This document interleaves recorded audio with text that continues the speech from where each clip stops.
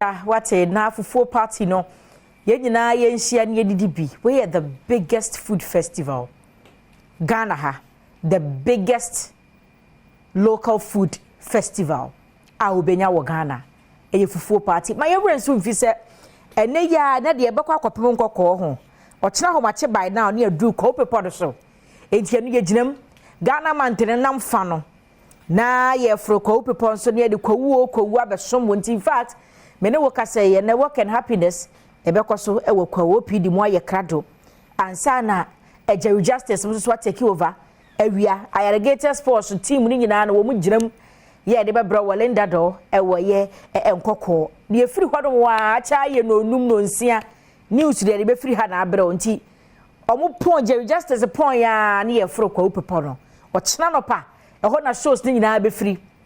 Abel, our radio, so TV, the Ajay, Jim Kakaka, but the Abecoso Hobiano, Yabefa and Pompons, one area somewhere, oh, be jump so. Ain't he, dear Chi? Namenka was a sequencia, Dania, Sunny Pepona bedroom, cried Joada. Now for 4 party to Tim. Made them so far boat, so far Uber, Kabia Befabia, walk on our Google location. Show Joy FM Cocomlim led over. Joy FM Cocomlimly. Can wad over. Ned Webby, Sibrantel and baby ye packet. Sans a deeper babana Dawson. Ti brante me ye wrewrem kwan me specialty no me be bo wrewrem kwan dwada no papa ye nyagoro nti se wudi fie wrewrem kwan acha bra aha kwato na bonte kra wonta nya no sede na na obi kire me se ase ha fita ebi hye ho me kwa me kana na we ye wrewre azanti mi akwada me che wrewre so ne wrewre eye wrewrem kwan ye mo gbapo amma me kwan we ase wrewre ni fita ase de o tibi mpanisem bra ne bedi fufuo papa me mira ya ready me bibia ya ready yen share Easter Monday 1st April e mo obi nkoye we profu o de brajo ye fem ha na enyi fufu party no e bra so say ye di nkomo na nkomo ye be de wodim say apobode wonsam ana me de esom wo no di fo so bade na wo so hu say give us Herbal center e na wo frɛ wo but give us wo mu no ahodo wo de abadwa so no ene ye kɔ ne akodi mu enkomo odifo ababa akwaba bacha me jesu man we na wo twefoforo nso awrade aye ya se simu Ghana man tiri su de wudi de kama pa woni e de bani nyagoro e de do de kufu adu aka ho odifo me hwemu sia wo kaka de we adwuma no we adwuma no kra me da se ja jagoro ye ni give Dr. Solomon kwa bi de ho ye de oh nyame adom give us that so say adwuma fo ni nyina ho ye na me ba na se me late kakra na ene ma yen se dwumadi a multimedia Adom ene ne mpamfo aka ebedi no give us ye ne mo ana ebedi na ye beboa nso ma Ghana fo ahode no mapomudi atumi awie pe na manu mato ma de ma di fufu mini ahode a me de makokwawu enti wo ka se ye kofro pipo yi ye kokwawu na ye ko nanti o ye de ho bagim ye necessary enti no ene na nka se me bono give us aba mixture no ho na ye tie enum na for the medi GC mixture and then the capsules I don't know na major nti no o de me emfa work no me emfa GC capsules and mixture no ye be ma ya hoden na emoja na bi sane no won so bi wo ha onson kra e bia obi ti so to say me na so nanti ha na akoma bre cholesterol woni paduam ni kuma thank you enti no me ba cho ye no ma ya adwen nyina say afi kwawi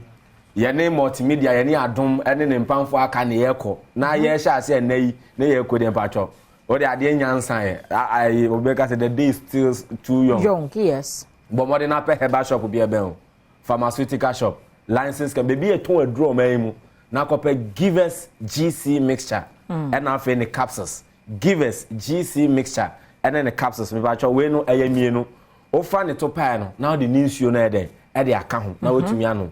obi a wonante kakra na waemre obi a wonante kakra na wakoma e bo periperi obi a wonante kakra na so waye boho waemre no me pa cho we dro no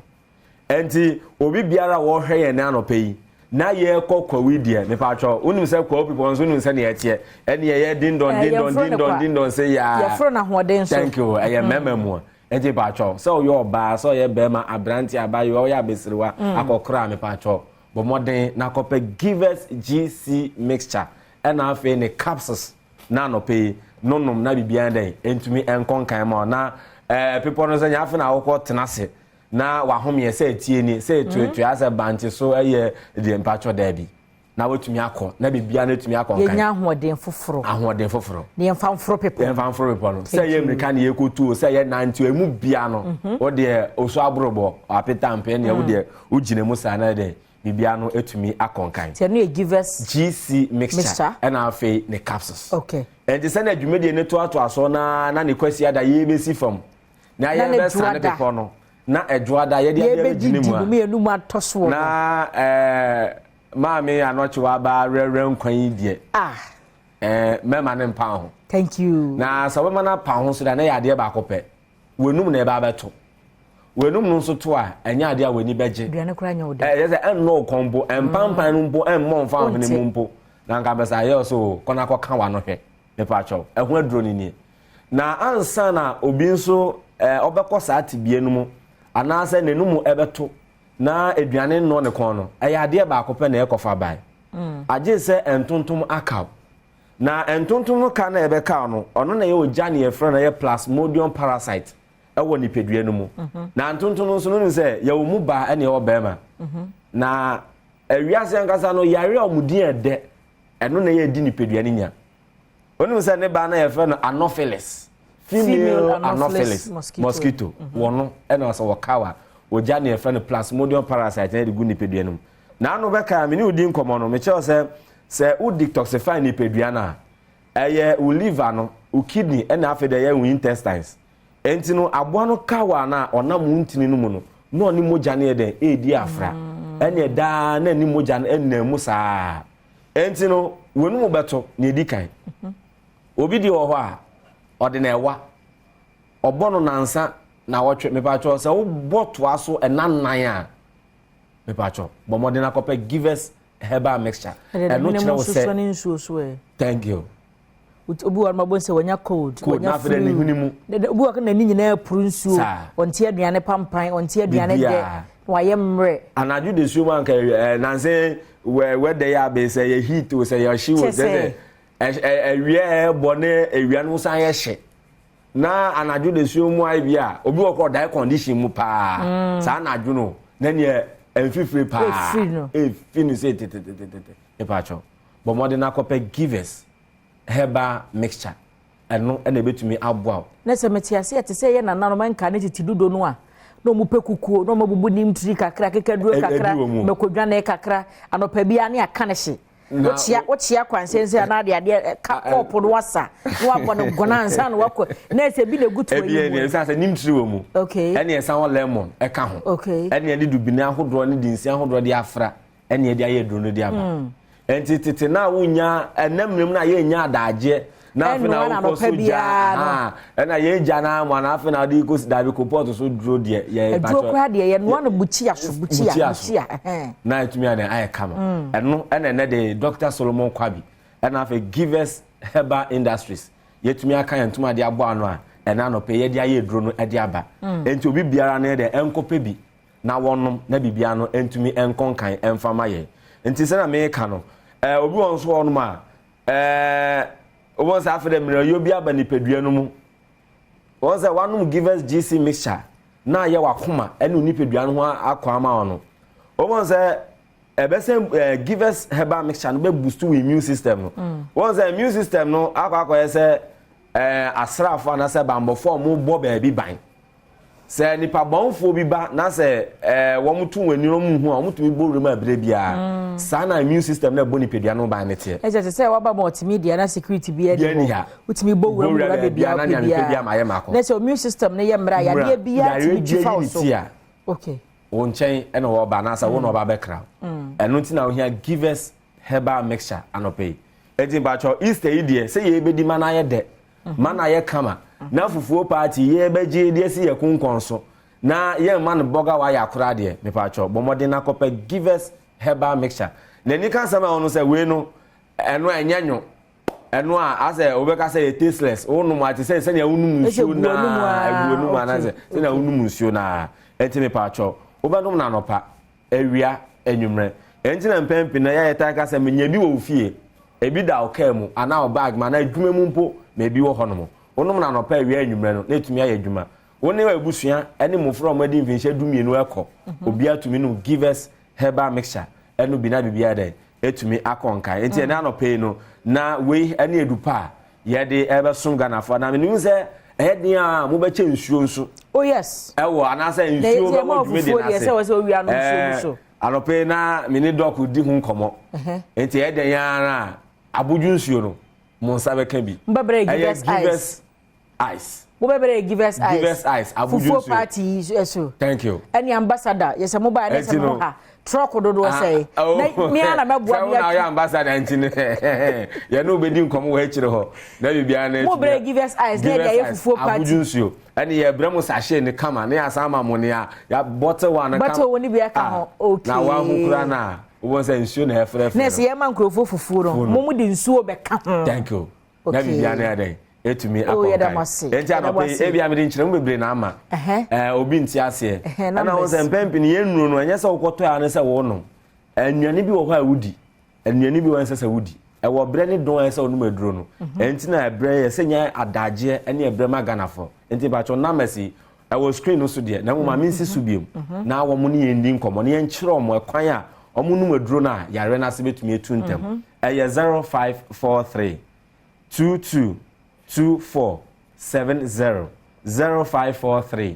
222470 eno ne ahmatrofo a give us Herbal Center yedidi djuma no pe me da say odifo do no free give us akache edu papa ya wo moton insu papa wo moton ene eture bi so oba na yedi de yede boy ho ban give us clean care products e ho nko ne na pomode ho nkobo e na me no yedi na nsa me kono Kel brand say na say me kan cho say Kel 360 toothpaste no aba e be ma o se achi nam no ahoden wo atwetwu si a na moja free wo si ase eba obu ma brush ne kura ka ne si na femfem na misro wo hia Kel 360 toothpaste em kwada de no e ye Kel kits toothpaste ifra kro wo mfisia mienu e kopim mfisia nsia ye strawberry flavored ya nkwada be pekora so mo de betwitwu o mo sinti oba time to be na wa wo se ye ko na pese ye fita no e ye Kel charcoal toothpaste Kel no e KEL into ko supermarket ne shop bi e ben wa wo so pe Kel toothpaste to be 0593 809227 and 0246 865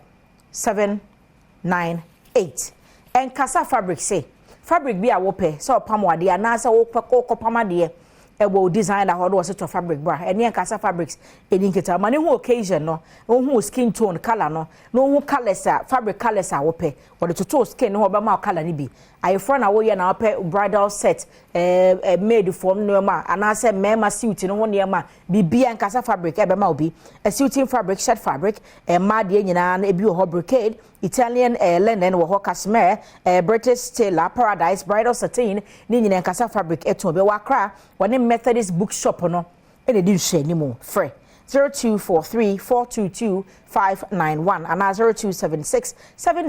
0276709070 Facebook and Instagram ya Enkasa Fabric Enkasa ENKASA oh boy I want say fabric in be ya ba no mi aso obehu ne mo moton ho Franco se men kan say Nokia phones Samsung iPhones smart TV stable top fridges Franco air conditioner CCTV camera ne we install ma wano a configure o phone no o machine no ubie ho a woni am esi wo wachi abra wo ni fie made bi no afa na wo hwe oba me so hwe wachi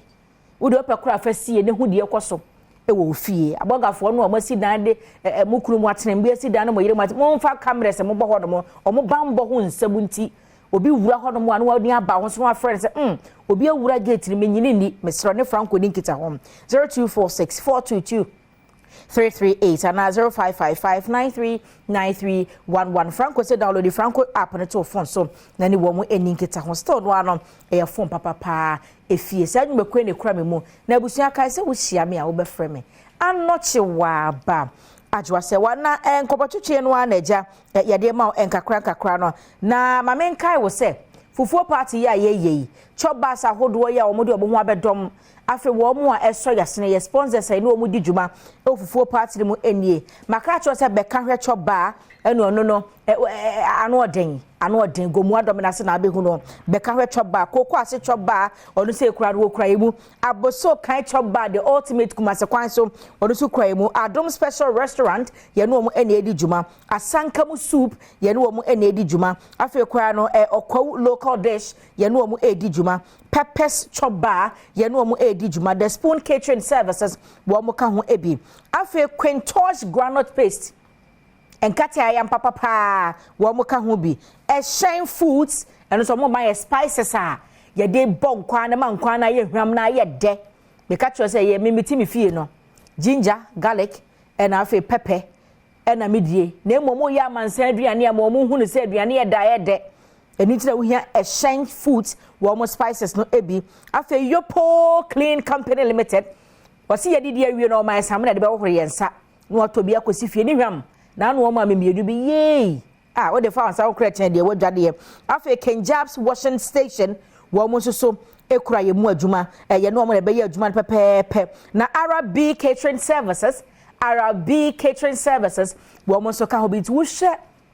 wo mo be no aduane no Easter Monday na hwe ya so multimedia nya sese bi de abonte so fo nkwa de obi ti okofu se TV so ba ni maduane no awo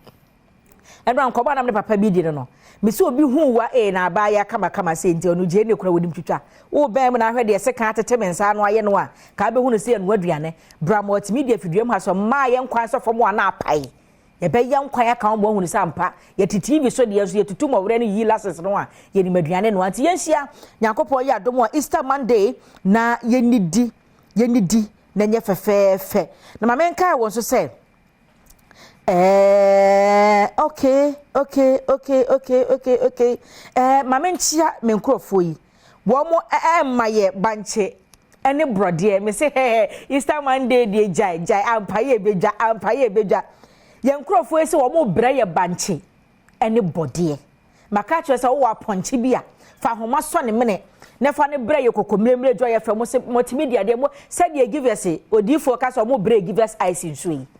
Wo drinks utimi di biba bi nti obi adi fufuo da wie no obagu so no ye wo banchire bode a utimi di ba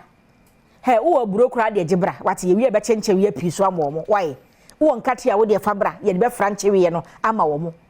obi so wo ma ye banchire bode man fans na kusua tawia asante atema gogo chedempa hima asante atema gogo de se body fio wasa ye kuafo ehema nana ya wose bere ma ya asante atim hwidie asante tim dukro ayo well na sempanifo ese omo de banche ene brode efiri asante atim agogo abreye nana kosua tawia eno no wo ye kuafo hema eye kire de pa ehema nana ya ose berema eya santi achem hwidiem dikro wono so omumienu na aka omo ho abomu abanche ene brode wo mo so omo de bre ne fufuo party no ya de adi ni tim ofiduem a de wo hia ai wasanka na momen kai wo se ene kwawu tim no etu train ne tu anesa enti ebegina lenda do aye programs ahodo bi radio so amawo no hunu se de ye kwakase ebo mo ne dwumadi ahodo bi e be ko mo ne akorese the grounds tie na efiada pepo no so ho memenda pepo no so kwasiada pepo no so kwasiada nwumre ne ye ba form ye bedu ye juada ne se fufuo party na eto so busia ka se wo hia me a wo be frema no che wa ba jwa se wa na ye nhwa bia na ne ma hodo bi wa kire bi mu a ye de be so mo se nkomo twetwe bi mu sa ba na wo se me ba de beto so a me de be ba ma na kwasinsia be ba na wo de asemi di ka brel na afrika no ye de ahosepenso so abrel na empense mu ato so bedwam se ni enko ba bia